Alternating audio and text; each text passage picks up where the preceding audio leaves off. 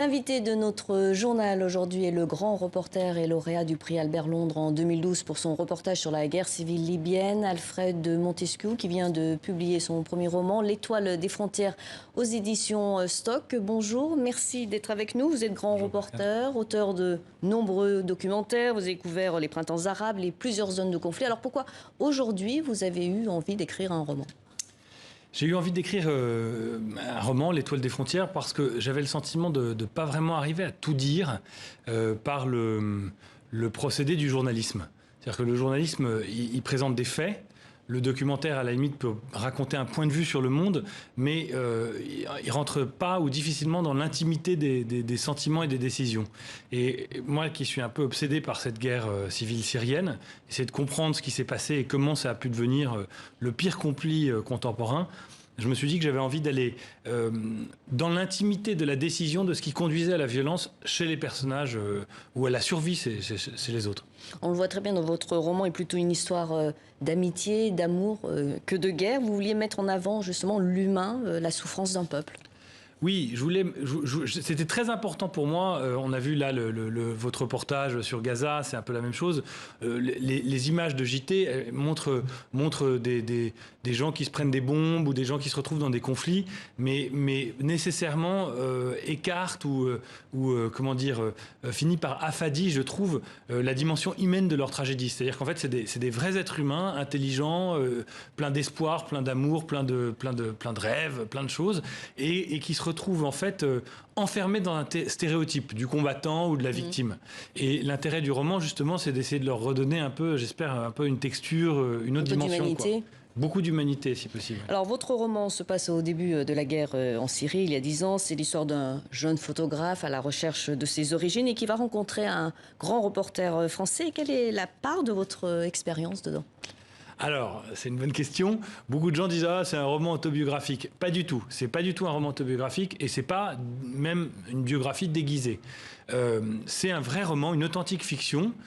Cela dit, cette fiction puise très largement dans des expériences vécues et dans des amitiés réelles. Le héros du livre s'appelle Olivier. Dans la vraie vie, il renvoie à un ami à moi qui s'appelait Olivier Voisin, qui était photographe et qui est mort effectivement en Syrie dans des conditions très proches de celles que je décris dans le livre. Et j'avais envie de lui rendre hommage.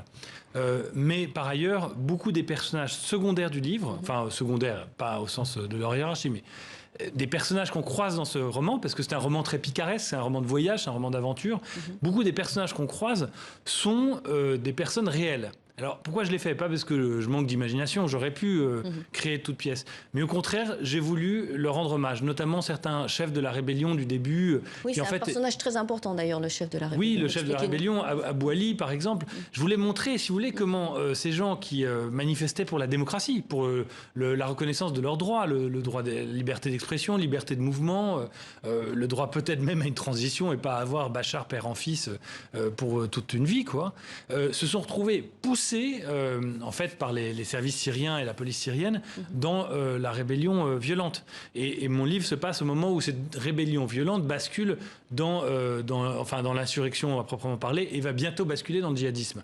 Et je voulais montrer qu'en fait, c'était ni des monstres ni des robots qui se retrouveient là. Il y a justement ce couple de jeunes Toulousains qui part en Syrie faire le djihad. Alors parlez-nous d'eux. On a l'impression que vous êtes un sentiment amical envers eux. Alors, oui, donc ça, eux, c'est des Français ou des Franco-Algériens, Farid et Nejma.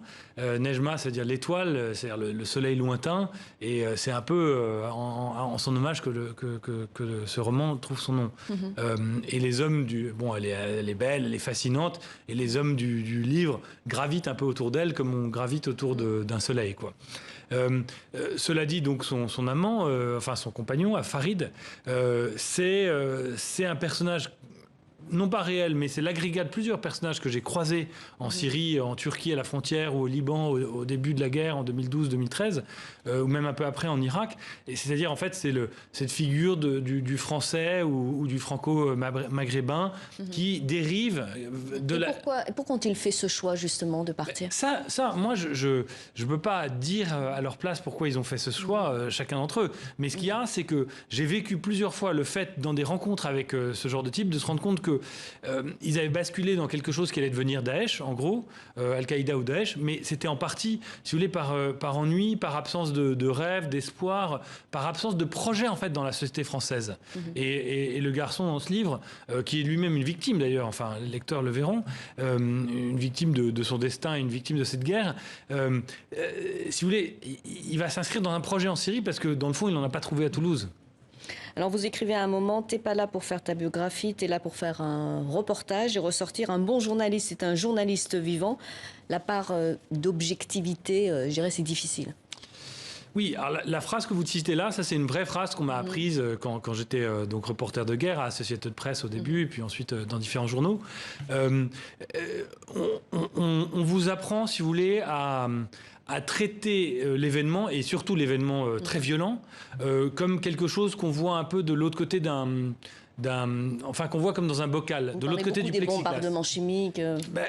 Oui, enfin de la violence quelle qu'elle soit. On apprend à essayer de la regarder, à l'objectiver. Déjà pour pas en faire des cauchemars et d'autre part pour pas être avalé par cette violence et y perdre ses repères et en mourir comme ça arrive à certains des personnages du livre.